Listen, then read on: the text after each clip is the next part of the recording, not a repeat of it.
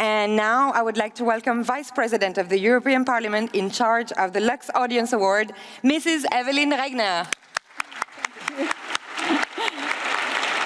So, good evening, and also from me a warm welcome to all of you joining us in the heart of European democracy, in the hemicycle of the European Parliament. This room is a symbolic place, yet also one of action. Many laws that make our lives better every single day are voted and discussed in this room.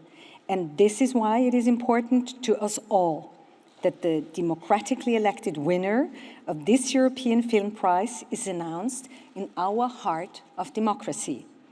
Why I'm insisting so much on democracy during a glamorous film ceremony? Because democracy is the very foundation on which art and life can prosper. Yet, democracy is under threat by war, by misinformation, by social divides. Just 30 years ago, Yugoslavia imploded and collapsed in a bloody war. The LUX winning film of the last year, Quo Vadis Aida, showed us how much these consequences are still being paid today by everyone. Today, we as European Union represent the hope of stability, peace and well-being for many countries negotiating to be part of the Union, not least with Ukraine, also fighting for its independence at the very same time. What we experience in our Europe could look like an oddly built house, where diversities, languages, tradition, history and backgrounds are sometimes difficult to harmonize. But let us not forget, this is not only our house, it is our home, and our home is what we make of it.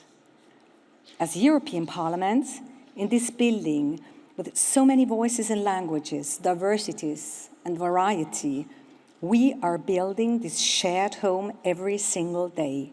This very room echoes the voices of all Europeans thanks to the European elections.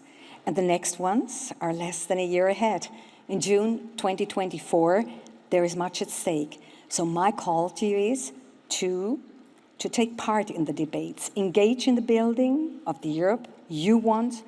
Don't take for granted the peace and well-being we have.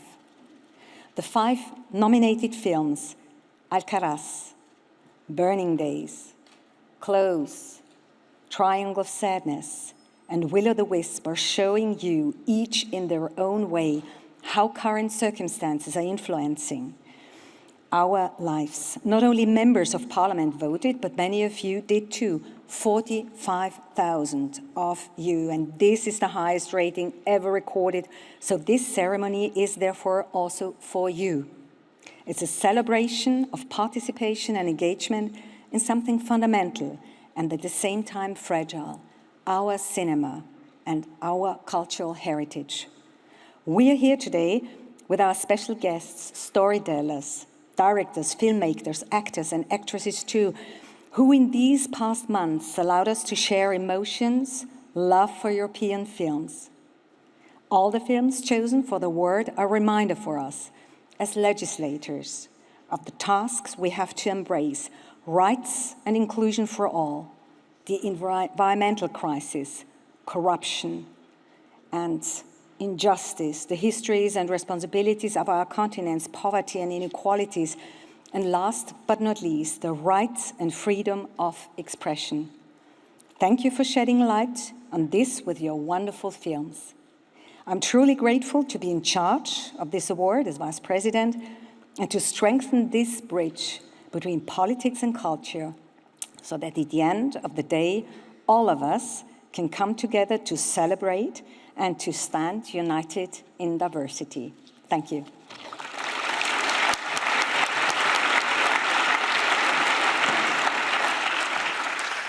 Thank you, Vice President Regner. So, before we welcome Mrs. Sabine Verheyen, Chair of the Committee of Culture and Education, we would like to take a moment to salute some people, because we have with us tonight students and teachers from all EU countries representing the European Parliament Ambassador Schools. Where are you guys? Say hi. Yes, thank you. Thank you for being here. And also with us, members of the 27 Times Cinema Network, an initiative that brings together young European cinephiles from every corner of the EU. Hi guys, 27 Times Cinema, no, over there. Where are you? Hi, and thank you for all the efforts promoting the LUX Audience Award. And now, I would like you to please welcome the Chair of the Committee on Culture and Education, Mrs. Sabine Verheyen.